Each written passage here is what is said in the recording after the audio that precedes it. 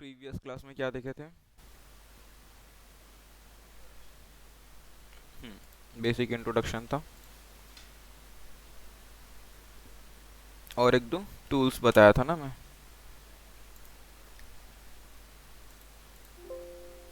Gradient tool बताए थे। हाँ, यहाँ पे कलर्स बताया था। ठीक है, और ये सिलेक्शन टूल और direct selection tool. Pen tool नहीं बताया था ना मैं प्रीवियस क्लास में? नहीं, बताया था ना। हाँ, पेन टूल नहीं बताए थे। पेन टूल नहीं बताया था। पेन टूल वैसा ही फोटोशॉप हो गया ना आपका। हम्म। हाँ, तो जैसे हम लोग फोटोशॉप में पेन टूल वर्क करते थे, सेम वैसे ही इसमें भी है।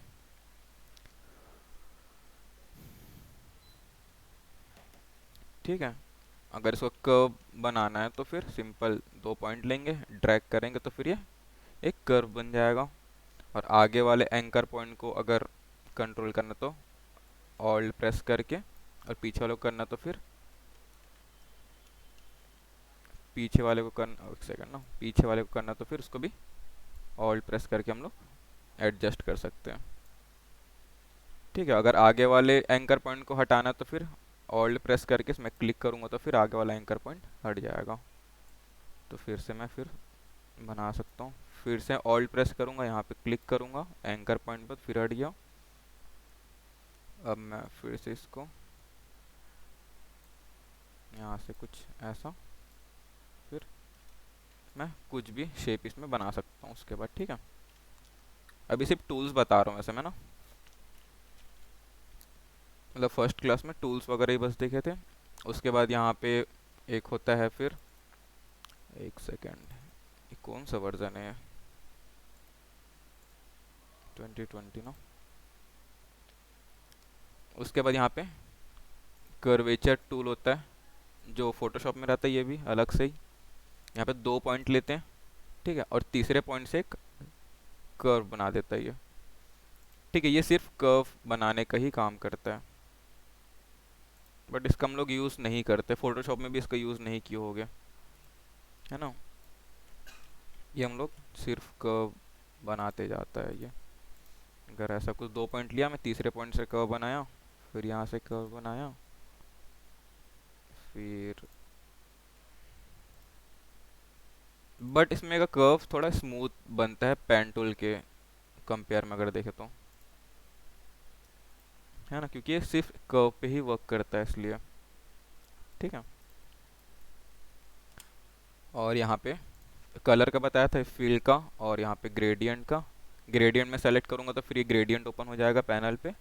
फिर यहाँ से मैं कलर सेलेक्ट कर सकता हूँ, और यहाँ पे और पॉइंट्स ऐड करने वो भी मैं ऐड कर सकता हूँ।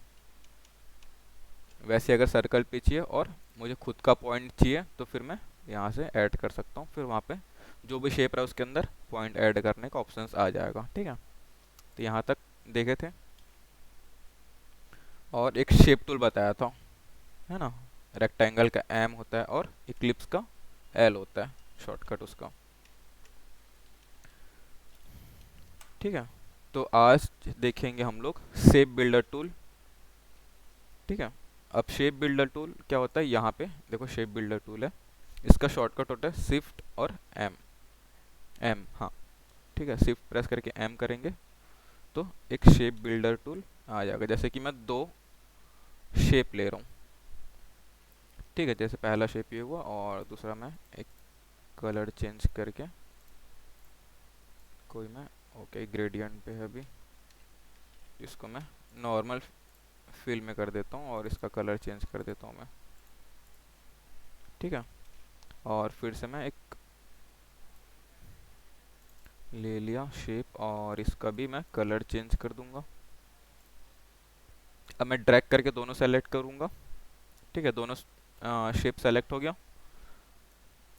यहाँ से फिर मैं कंट्रोल सॉरी शिफ्ट और एम प्रेस करूंगा तो फिर यहाँ पे शेप बिल्डर टूल सेलेक्ट हो जाएगा। ठीक है, अब देखो यहाँ पे कुछ चेक्स दिखाई दे रहा है जहाँ पे मैं ले जाते जा रहा हूँ। ठीक है, और यहाँ पे देखो कर्सर में एक प्लस का पॉइंट है।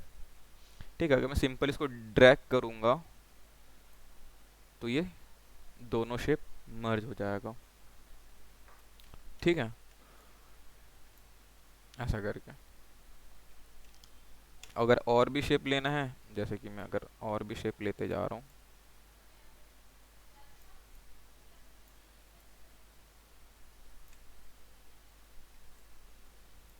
ठीक है, अब वी प्रेस करके, मतलब डायरेक्ट सेलेक्शन टूल करके मैं लिया, शिफ्ट एम प्रेस किया। अब मैं अगर सबको अगर मैं ड्रैग करूँ क्लिक करके, तो ये सारे मर्ज होगा बीच में। ठीक है, अब ये तो ऐड करने का हो गया। अब इसको हम लोग हटा भी सकते हैं, जैसे कि मैं दो तीन शेप ले लेता हूँ, कुछ ऐसा। ठीक है, शिफ्ट सेलेक्ट करूँगा सबको, शिफ्ट एम, और मैं ऑल्ट प्रेस करके, देखो यहाँ पे प्लस का ऑप्शन था, ऑल्ट प्रेस करूँगा तो फिर माइनस का ऑप्शन आया। तो मैं सिंपल क्लिक करूँगा यहाँ पे या यहाँ पे, तो फिर ये हट गया, ट्रांसपेरेंट हो गया यहाँ पे, यहाँ से, यहाँ से, कुछ ऐसा। ठीक है, हमको ना ये यूज़ क्यों होता है, अलग अलग शेप्स वगैरह बनाने में यूज़ होता है। जैसे कि अगर मैं कोई एक शेप बनाता हूँ,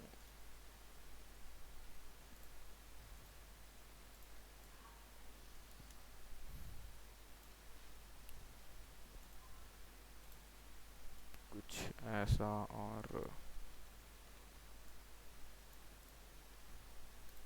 स्ट्रोक हटा देता हूँ मैं,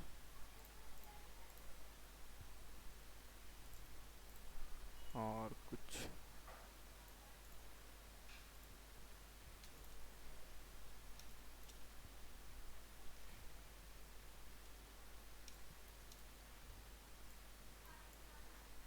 अब जैसे कि इसका कलर अगर अलग रहता है, या फिर कुछ भी ले सकते हैं कलर वगैरह का।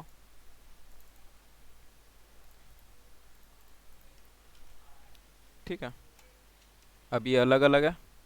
ठीक है, अगर उसको एक शेप में बनाना था, सबको सेलेक्ट करूँगा, कंट्रोल सॉरी शिफ्ट एम, और फिर इसको मैं ड्रैग कर दूंगा मैं, तो फिर ये एक ही शेप बन चुका भी है। अगर इसमें छोटा करूँ या बड़ा करूँ, तो फिर ये एक शेप में अभी। वैसे ही अगर मैं सपोज स्काई वगैरह बनाना है वेक्टर पे, इसको मैं ब्लैक ले लेता हूँ, फिल ऑफ कर रहा हूँ ना मैं, सिर्फ स्ट्रोक ले रहा हूँ अभी।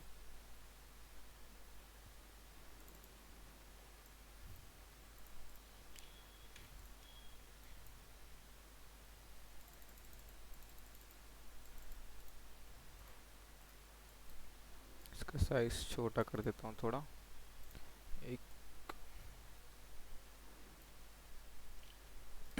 लाइन ले लेता हूँ, और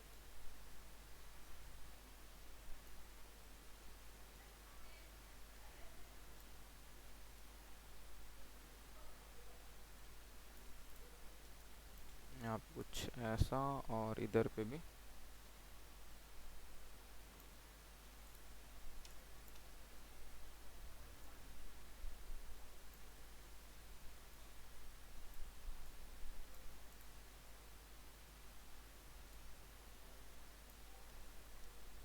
इसका साइज बड़ा कर देता हूँ,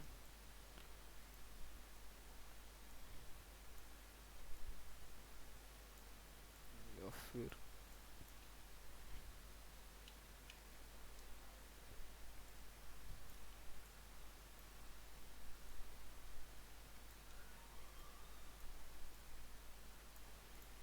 ठीक है, सबको सेलेक्ट करूँगा, और फिर यहाँ पे अगर मैं सबको मर्ज कर देता हूँ, तो फिर कुछ ऐसा टाइप के स्काई वगैरह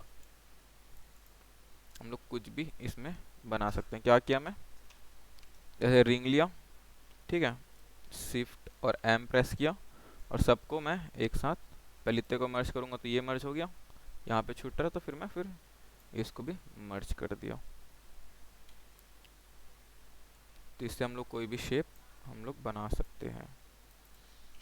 जैसे लोगो वगैरह हम लोग बनाते हैं ना, उसमें बहुत यूज़फुल होता है ये। अब जैसे कि मैं कोई शेप ले लेता हूँ, ठीक है, इसमें मैं कलर फिल कर देता हूँ, या फिर मैं एक सर्कल ले लेता हूँ।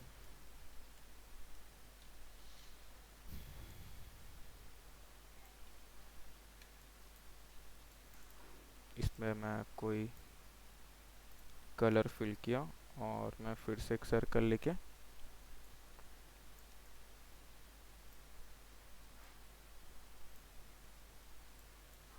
दोनों को सेलेक्ट करके अगर इसको और इसको हटाता हूँ तो कुछ ऐसा मून वगैरह या फिर स्टार वगैरह कुछ भी हम लोग बना सकते हैं। सर ये ट्रांसपेरेंट बैकग्राउंड में सेव हो जाता है क्या हम लोग का वर्क? हाँ, हो जाता है। एक्सपोर्ट करने का बता बता दूंगा उसको भी कैसे करते हैं, ठीक है, इसमें ओके। थोड़ा अलग से होता है। या फिर यहाँ पे ये शेप बिल्डर टूल हुआ, शिफ्ट एम से हम लोग शेप को चेंज कर सकते हैं, मतलब मर्ज कर सकते हैं और अलग कर सकते हैं, ठीक है, कोई भी शेप को। और वैसे ही अगर टेक्स्ट लेते हैं हम लोग, इसका शॉर्टकट टी होता है, ठीक है। मैं अगर टेक्स्ट लेता हूँ, जैसे मैं कोई टेक्स्ट लिया, और जैसे हम लोग फोटोशॉप में क्या करते थे, टेक्स्ट को सेलेक्ट करते थे, उसके बाद इसका साइज़ छोटा बड़ा हम लोग कर सकते थे। इसमें कुछ नहीं, जो टेक्स्ट लिए फिर मैं सिलेक्शन टूल लूँगा वी प्रेस करके, उसके बाद मैं इसका साइज़ एडजस्ट कर सकता हूँ, ठीक है। और वहाँ वैसे ही यहाँ पे फ़ॉन्ट अगर चेंज करना तो फिर फ़ॉन्ट भी चेंज कर सकते हैं।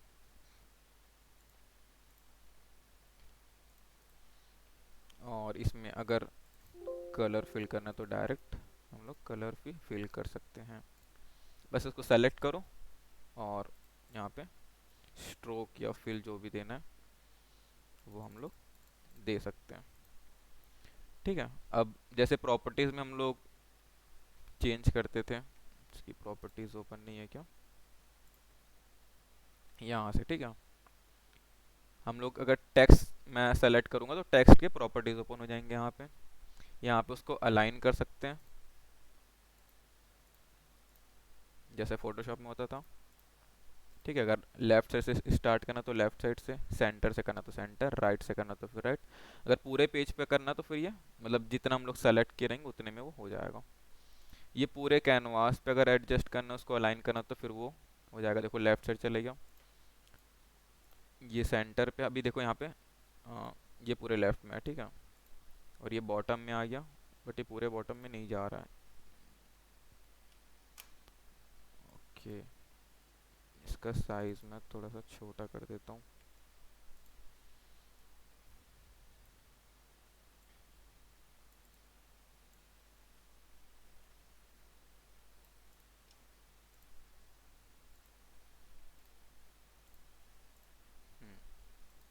ये ऊपर चले गया और ये नीचे, और ये फिर सेंटर पे, ठीक है। इसको पूरे कैनवास के सेंटर या लेफ्ट या राइट कहीं भी हम लोग अलाइन कर सकते हैं,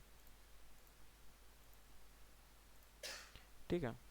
अब जैसे इसको स्मॉल लेटर है और इसको कैपिटल पे करना है तो फिर हम लोग कैसे करते थे, वहाँ प्रॉपर्टीज़ में जाते थे तो फिर होता था ना, यहाँ प्रॉपर्टीज़ में गए, उसके बाद यहाँ पे देखो थ्री डॉट है ना, मोर ऑप्शंस, अगर उसमें क्लिक करूँगा उसके बाद और भी ऑप्शंस ओपन हो जाते हैं, तो फिर यहाँ से मैं इसको कैपिटल कर सकता हूँ। इसका फॉन्ट चेंज कर देता हूँ,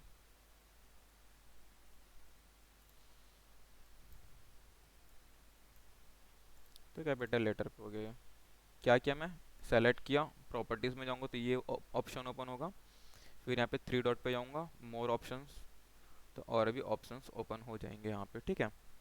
अब यहाँ पे जो टेक्स्ट रहता है उसको हम लोग कम ज़्यादा कर सकते हैं, उसके साइजेस को, सॉरी हाँ, ठीक है।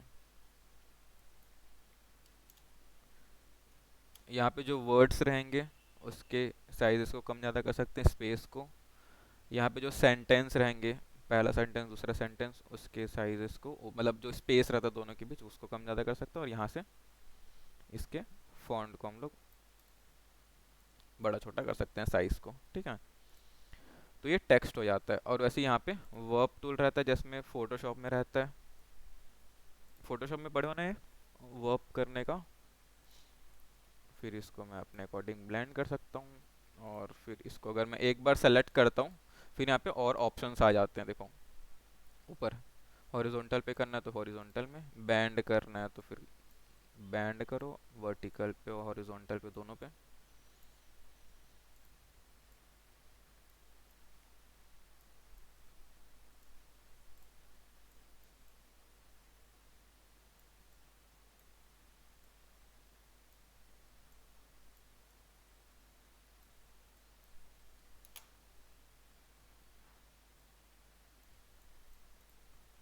ठीक है, तो हम लोग इसे टाइपोग्राफी वगैरह यूज़ करते हैं ना, उसके लिए हम लोग यूज़ कर सकते हैं। बट अभी इसको मैं छोटा नहीं कर सकता, क्योंकि छोटा करूँगा तो कुछ ऐसा हो जाएगा। ठीक है, अब इसको रीसाइज करने के लिए यहाँ पे देखो एक स्मैश का ऑप्शन है और एक यहाँ पे एडिट का ऑप्शन है। तो मैं एडिट पे जाऊँगा बाजू वाले पे, उसके बाद मैं इसका साइज़ कम ज़्यादा कर सकता हूँ, तो फिर वो वैसा ही रहेगा। अगर इस पे जाके करूँगा मैं, तो वो कुछ ऐसा हो जाएगा।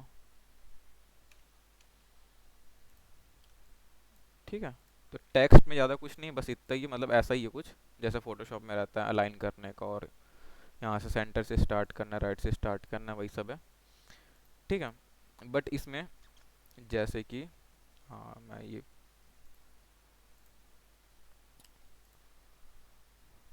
इसको मैं डिलीट कर देता हूँ, फिर से टेक्स्ट लेता हूँ।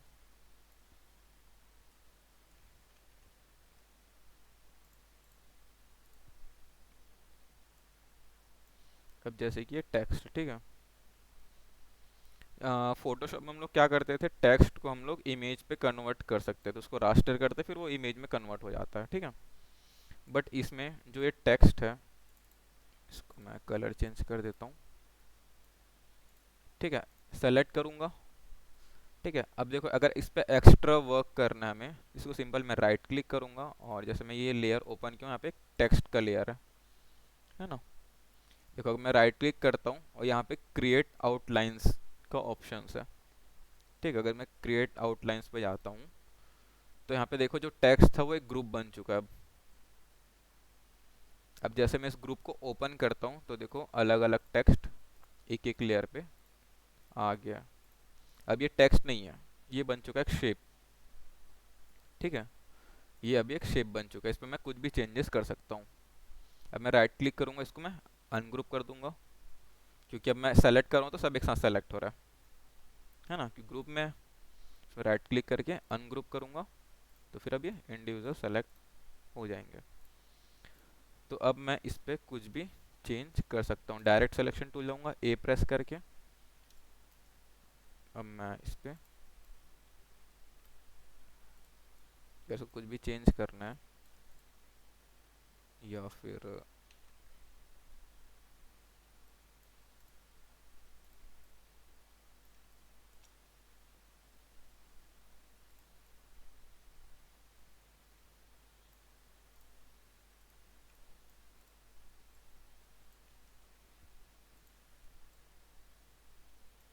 कुछ भी डिज़ाइंस बनानी है, तो फिर हम लोग इस पर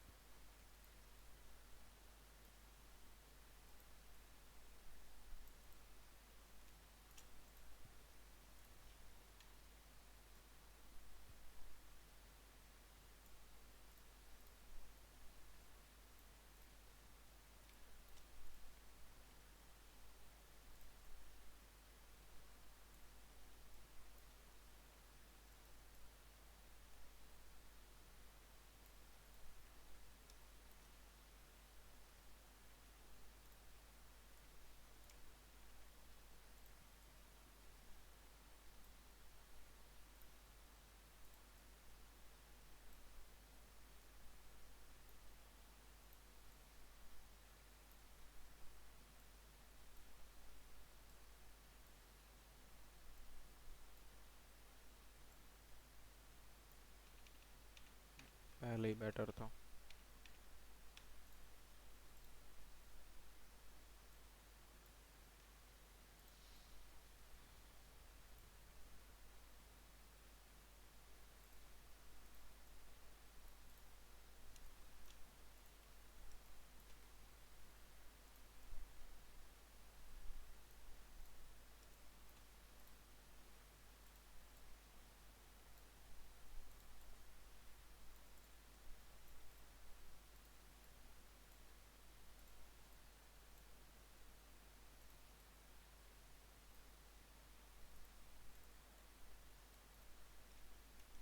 तो मैं ऐसा कुछ भी टेक्स्ट को अपने अकॉर्डिंग चेंज कर सकता हूँ।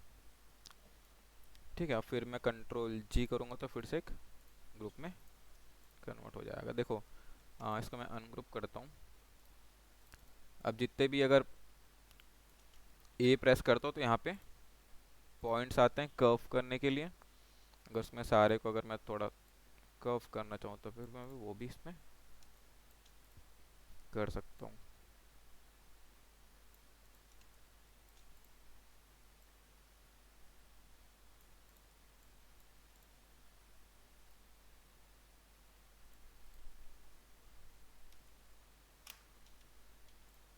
ऐसा कुछ।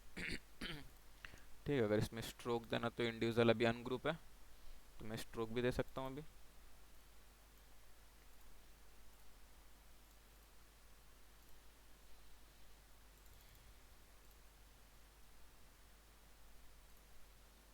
अलग अलग देना तो अलग अलग दे सकते हैं। और देखो इसमें एक चीज़ और है, जैसे कि इसमें 4 पिक्सल का, इसमें 3 पिक्सल का, इसमें 4 पिक्सल का कर देता हूँ। ठीक है, ये सेलेक्ट किया टी में और आई से आई ड्रॉपर टूल सेलेक्ट किया। अब मैं जैसे इसमें क्लिक कर देता हूँ तो उसी साइज़ में उसी स्ट्रोक में यहाँ भी फिल हो जाता है वो। ठीक है, इसको सेलेक्ट करके अगर मैं आई ड्रॉपर टूल से इसको करता हूँ तो फिर इसमें भी वही चीज़ फिल हो जाएगा। ठीक है, अब देखो अगर मैं सबको सेलेक्ट करता हूँ, शिफ्ट एम प्रेस करता हूँ और ये दोनों को मर्ज कर देता हूँ तो फिर दोनों मर्ज हो जाएगा। ठीक है, अब वैसे ही अगर लोगो वगैरह बनाना है तो फिर क्या कर सकते हैं, एक शेप लेंगे।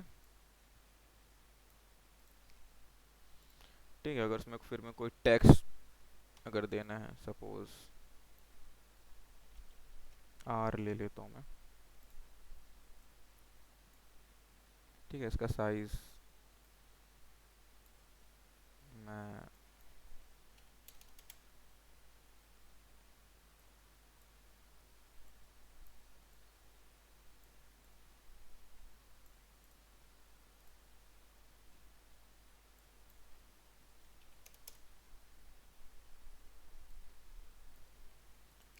ठीक है, ऐसा कुछ इसका शेप रखा हूँ। अब क्या करूँगा, टेक्स्ट को राइट क्लिक करके क्रिएट आउटलाइन पे शेप में कन्वर्ट कर दूंगा और थोड़े बहुत मैं इसमें चेंजेस कर दूंगा, लाइक कर्व कर दूंगा।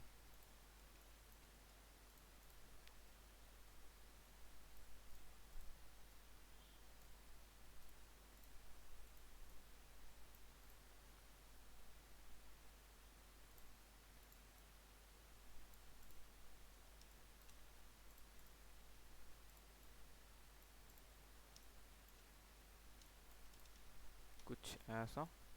अब दोनों को सेलेक्ट किया, शिफ्ट एम प्रेस करूँगा तो यहाँ पे देखो दोनों आ गया। अगर इसको अब हटाना है तो मैं यहाँ से अगर इसको कंट्रोल ऑल्ट प्रेस करके डिलीट कर दूंगा तो फिर एक, अब ये ट्रांसपेरेंट है यहाँ पे ना। इसको छोटा करूँ तो फिर मैं छोटा कर सकता हूँ। कुछ ऐसा। अब देखो इसके पीछे में कोई मैं दूसरा शेप लेता हूँ किसी और कलर का। तो देखो ये भी है, जो आर है वो ट्रांसपेरेंट है। ठीक है, अब दोनों को सेलेक्ट करना पड़ेगा क्योंकि ये अलग लेयर बन चुका है और ये बाहर अलग लेयर बन चुका है। ठीक है, तो अगर लोगो वगैरह में कुछ बनाना है तो फिर हम लोग कुछ ऐसा करके बना सकते हैं। ठीक ठीक है, शेप बिल्डर टू समझ आया कैसा वर्क होता है। और टेक्स्ट के साथ में, शेप के साथ में, किसी भी चीज़ के साथ में हम लोग इसको यूज़ कर सकते हैं। ठीक है, मोस्टली ना ये लोगो वगैरह में यूज़ होता है ज़्यादातर, क्योंकि लोगो में क्लाइंट के अकॉर्डिंग कोई डिज़ाइन चाहिए होता है ना, तो फिर इसके अकॉर्डिंग बना सकते हैं। जैसे कि अगर कोई सपोज मैं ले लेता हूँ ऐसा कुछ, या फिर उसमें मैं एक डिज़ाइन, ये खैर सब डिलीट कर देता हूँ अभी मैं।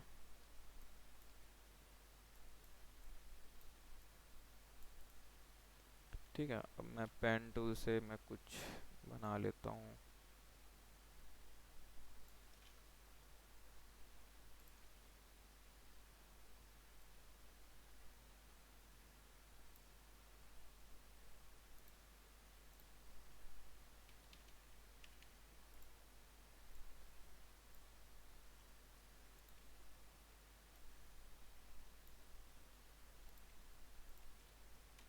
ऐसा कुछ, इसका कलर चेंज कर देता हूँ। ठीक है, इसको मैं यहाँ पे रखता हूँ और थोड़ा सा नीचे करके कुछ ऐसे, इसका साइज थोड़ा सा बड़ा।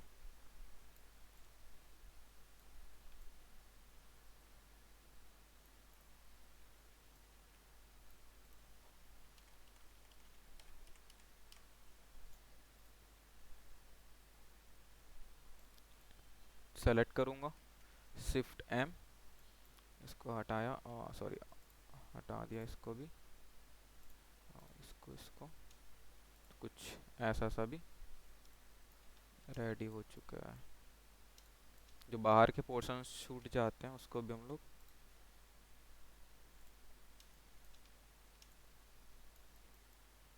वैसे ही रिमूव कर देंगे। अगर ये सब भी रिमूव करना तो फिर इसको भी मैं रिमूव कर सकता हूँ।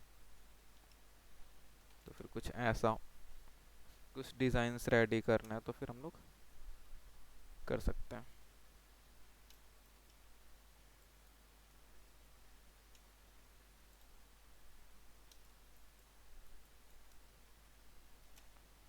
ठीक है, इसके अकॉर्डिंग हम लोग किसी भी टाइप के हम लोग डिज़ाइंस रेडी कर सकते हैं। जैसे यहाँ पे छूट गया फिर।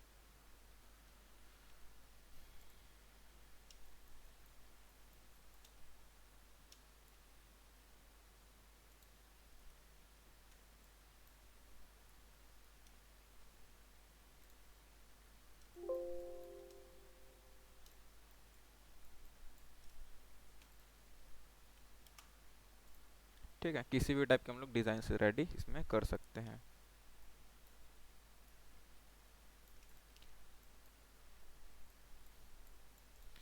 ठीक, उसके बाद यहाँ पे आता है लेसो टूल। लेसो टूल क्या करता है? सिंपल सिलेक्शन करने का काम करता है। ठीक है, अब जैसे कि मेरे पास बहुत सारे शेप्स हो जाते हैं, वैसे इसका उतना खास यूज़ आता नहीं। जैसे कि मैं बहुत सारे अगर शेप हैं, इसका मैं कलर चेंज कर देता हूँ।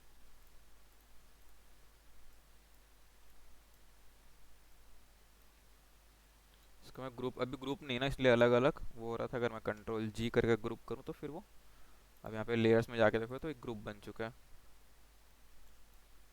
तो फिर मैं इसको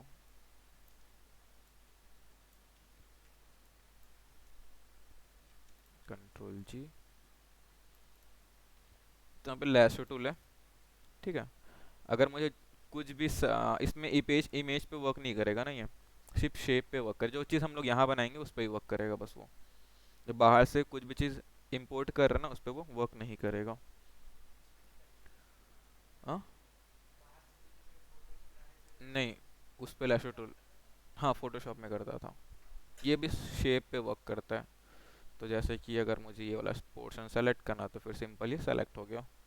कुछ नहीं, सिर्फ सेलेक्शन करने का काम करता है। अब सपोज़ मुझे इसको मैं अभी हटा देता हूँ।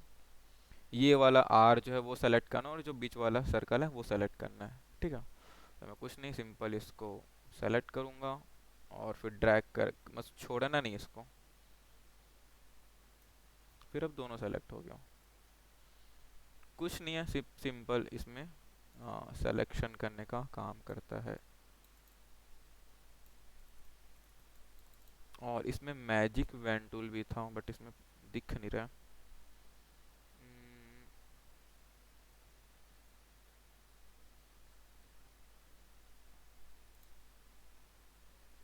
इसमें एक मैजिक वैन टूल भी होता है, पता नहीं यहाँ तक ये पुराने वर्जन में होता है कि नए वर्जन में होता है। हाँ फोटोशॉप में भी था। कल क्विक सिलेक्शन पे उसके अंदर राइट क्लिक के अंदर मैजिक वैन टूल रहता था उसमें। इसमें भी रहता है, मुझे ये याद नहीं कि पुराने वर्जन में आता था कि नए वर्जन में आता था। आता है मतलब, अगर किसी के पास अपग्रेड वर्जन होगा इसका, ये 2020 है तो उसमें भी हो सकता है। वो क्या करता है मैजिक वेन टूल, जैसे ये सिंपल ड्रैग करके हम लोग सेलेक्ट कर रहे हैं, वो कलर के अकॉर्डिंग वो करता था, सेलेक्ट करता था। जैसे कि यहाँ पे दो कलर है ना, एक ग्रीन कलर है और एक ब्लू कलर है। तो जैसे कि मैजिक वेन टूल करता था ना, अगर मैं ब्लू कलर को सेलेक्ट करता ना तो यहाँ पे जितने ब्लू कलर वाले शेप है ना सारे सेलेक्ट हो जाते उसमें।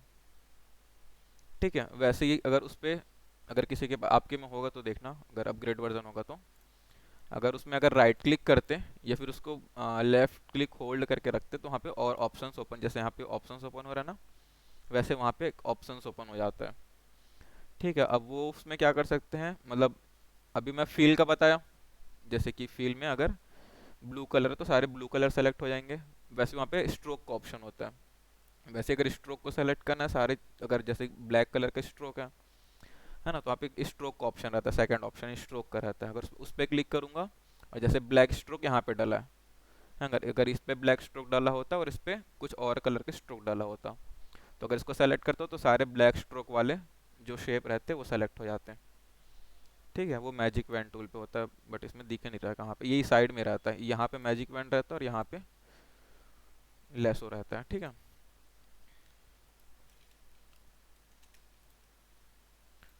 तो ये समझ आया पहला, कल उस दिन देखे थे सिलेक्शन, डायरेक्ट सिलेक्शन और lasso tool, pen tool, curvature, और अभी टेक्स्ट टूल देखें। ठीक है, और इसमें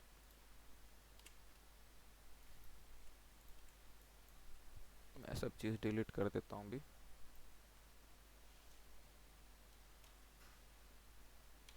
ठीक है, अब यहाँ पे देखो एक होता है सीजर टूल, इसका शॉर्टकट होता है सी।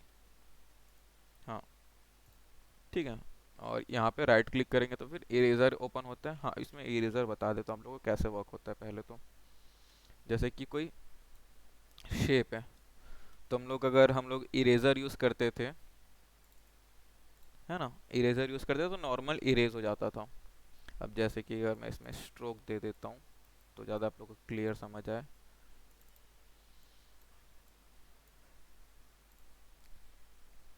जैसे मैं इरेजर सेलेक्ट किया हूँ, अब इसको मैं इरेज करता हूँ, ये तो दिख रहा है नॉर्मल इरेज हो रहा है, बट यहाँ पे भी एक स्ट्रोक वो बाद में बना देता है। ठीक है, देखो अगर यहाँ पे भी स्ट्रोक बना दिया, इसमें स्ट्रोक वगैरह को इरेज नहीं कर सकते, सिर्फ फिल ही इरेज, जो अंदर में कलर फिल हुआ है वो स्ट्रोक होगा, मतलब इरेज होगा। ठीक है, अब जैसे कि शिफ्ट ई इसका शॉर्टकट होता है ना, अब जैसे कि मैं इरेज कर रहा हूँ इतना पोर्शन कुछ ऐसा छूट गया, तो यहाँ पे भी कि अलग से स्ट्रोक बना के अलग से शेप बना देता है ये इसको भी। ठीक है, मतलब जैसे फोटोशॉप में वर्क करता था वैसे इसमें वर्क नहीं करता। शिफ्ट ई,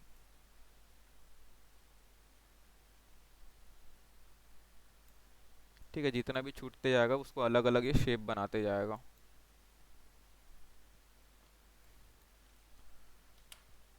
फिर उसमें एक चीज़ और होता है, एम प्रेस करूँगा तो फिर इसमें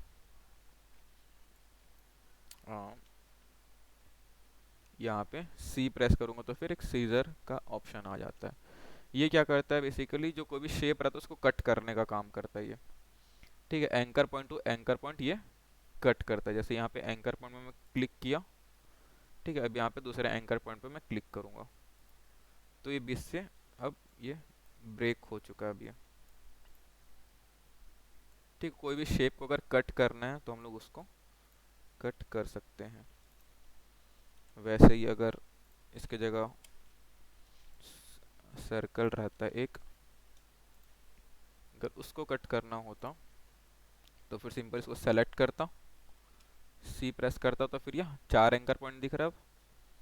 ठीक है, अगर यहाँ से लेके यहाँ तक मुझे कट करना है तो फिर देखो ये वाला पोर्शन अलग हो गया। ठीक है, वैसे ही यहाँ से यहाँ तक अलग करना है तो फिर ये भी कट हो गया। ठीक है, तो हम लोग इससे कोई भी शेप को कट कर सकते, but anchor point two anchor point इसमें कट करेंगे। अगर सपोज मुझे इसको कहीं और से कट करना है, यहाँ पे 3 3 एंकर पॉइंट दिया सब साइड में, है ना। अगर मुझे यहाँ से कट करना सपोज, तो मैं पेन टूल लेके एक एंकर पॉइंट यहाँ पे ऐड कर दूंगा। ठीक है, उसका इसको सिंपल सेलेक्ट करेंगे, एक सेकंड।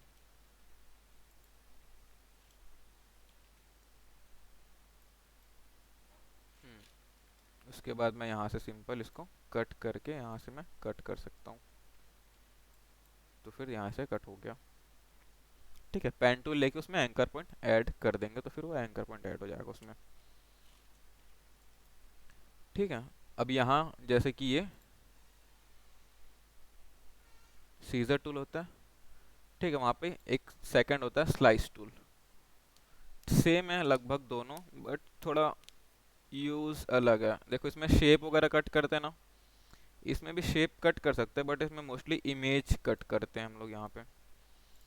और इसका यूज़ कहाँ पे होता है, जैसे कि वेबसाइट वगैरह होता है ना, तो कभी कभी क्या होता है, जो डिज़ाइनर होता है, तो ये वो एक पेज में एक डिज़ाइन करके, जब वेबसाइट जब डिज़ाइन करवाते हैं तो जो डिज़ाइनर होता है वो एक पेज में डिज़ाइन करके देता है। कोडिंग वगैरह तो बाद में होता है ना। पहले वेबसाइट का यूआई जो इंटरफेस रहता है वो डिज़ाइन होता है। तो जैसे कि मैं अगर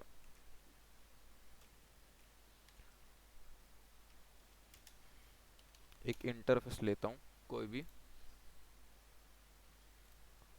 तो जैसे कि ये एक इंटरफेस ले रहा है, ठीक है,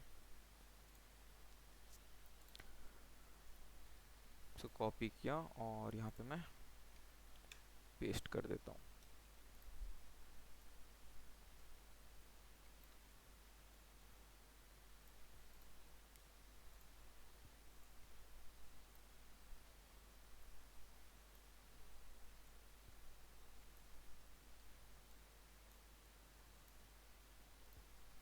ठीक है, अब देखो जैसे जो डिज़ाइनर था वो कुछ ऐसा डिज़ाइन रेडी करके दे देगा। अब मैं एक डिज़ाइनर हूँ और मैं दे दिया किसी को, अब उसको लगा के देखना कि दिख कैसे रहा है अपने वेबसाइट पे, है ना। तो वो क्या करेगा, एक साथ तो नहीं लगाएगा ऐसे, उसको अलग अलग पोर्शन अलग अलग जगह पे लगाना पड़ेगा। तो क्या करेगा, स्लाइस टूल से उसको कट करते जाता है, अलग अलग इमेज कट करते जाता है। सपोज एक स्लाइस टूल ले लिया मैं यहाँ से, ठीक है, अब यहाँ से मैं जहाँ से जहाँ तक कट करना है वहाँ तक मैं इसको ड्रैग करूँगा तो फिर वो कट हो जाएगा। अब देखो यहाँ पे पहला स्लाइस है ऊपर, ठीक है, अब इसका दूसरा कहाँ पे बना है, ये थर्ड है, ये फोर्थ है, ये फिफ्थ है। ठीक है, सेकंड दिख नहीं रहा है, पता नहीं कहाँ पे है वो। 1 2 3 4, वैसे 4 पार्ट में होना चाहिए। उसके बाद अगर इतने पोर्शन को करना है तो फिर ये मैं इतने पोर्शन को कट करूँगा।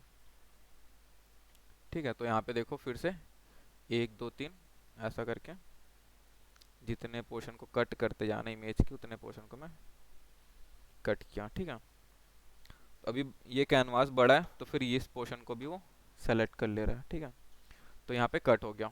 यहाँ पे देखो नंबरिंग आने लग गई है, मतलब ये कट हो चुका। अब इसको सेव कैसे करते हैं, फाइल में जाऊँगा, ठीक है, एक्सपोर्ट में जाऊँगा, उसके बाद सेव फॉर वेब।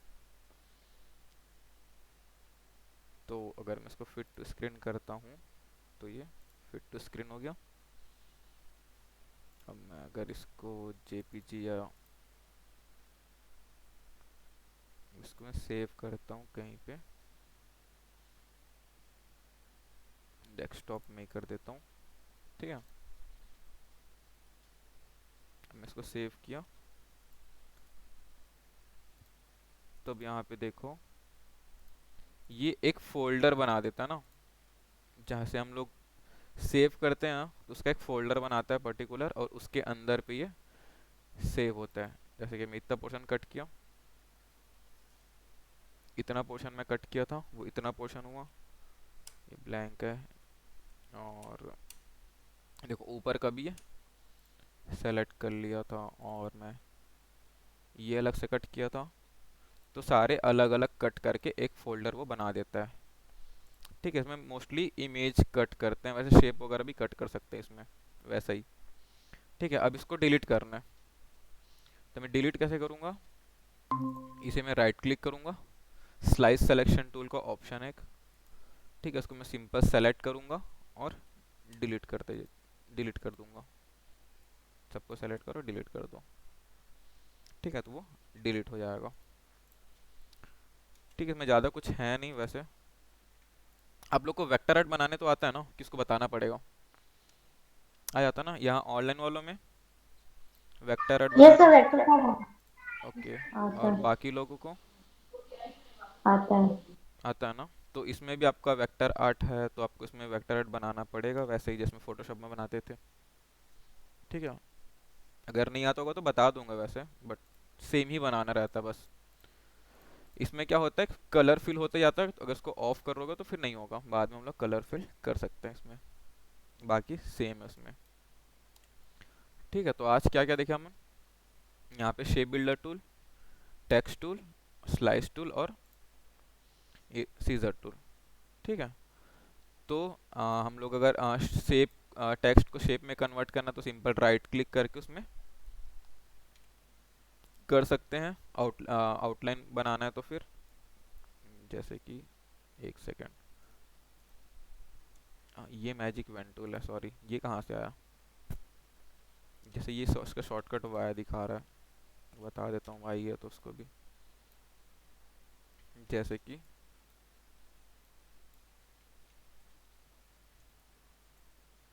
इसको कहीं फिक्स नहीं कर सकते क्या ऐसा?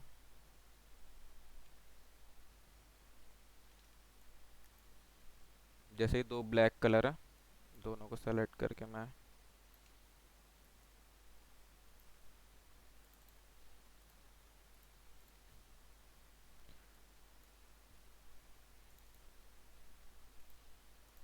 कलर चेंज कर दिया। ठीक है, और वाई प्रेस करके सेलेक्ट कर लिया इसको, वाई। ठीक है,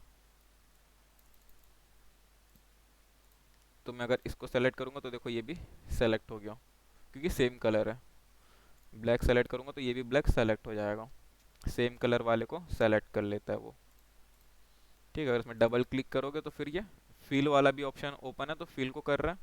अगर इसको ऑफ करके मैं स्ट्रोक पे करता हूँ, तो स्ट्रोक कलर को भी वो वैसे ही सेलेक्ट कर, जैसे मैं बता रहा था।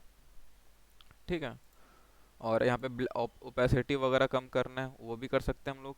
ठीक है, ब्लेंडिंग मोड कर कम ज़्यादा कर सकते, ब्लेंडिंग मोड फोटोशॉप में पड़े हो गए। लाइट स्क्रीन डार्कनेस वगैरह का अलग अलग जो रहता है, इसमें भी वो रहता है, उसको बताऊंगा मैं। ठीक है, अगर इसको फिर अगर बाद में एडजस्ट करना तो फिर यहाँ से कर सकते हैं। इसमें डबल क्लिक करना रहता है, तो फिर ये ओपन हो जाता है। इसको अभी फील पे रखता हूँ। तो कोई भी कलर सेलेक्ट करते जाओगे ना, तो फिर वो उसी कलर का सिलेक्शन लेते जाता है। अगर इसका कलर और कहीं पे होता तो फिर उसको भी वो सेलेक्ट कर लेता, देखो। ठीक है, अगर बहुत सारे आपके पास कोई एक कलर है, जैसे कोई आर्ट वर्क बना रहे हैं, है ना, सपोज वेक्टर आर्ट ये लेके चलो। ठीक है, बहुत सारे कलर्स, फेस में अगर कुछ कलर है, अगर उस कलर को चेंज करना है, तो सिंपल यहाँ से सेलेक्ट करो एक कलर को, तो जितने वो कलर रहेंगे वो सेलेक्ट हो जाएंगे। फिर यहाँ से उसको चेंज कर सकते हैं हम लोग।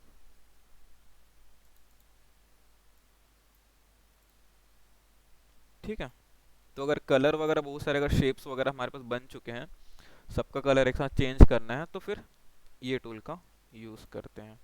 मैजिक वैन टूल का इसमें। ठीक है, क्लियर आज का। और इस यस। इसमें भी वेक्टर आर्ट है तो फिर वो भी आपको बनाना पड़ेगा। ठीक है। ठीक है, तो फिर आज के लिए बस इतना ही करते हैं, बाकी फिर नेक्स्ट क्लास में देखते हैं। ठीक है। Okay, bye bye. हाँ, okay, thank you sir. Okay, welcome.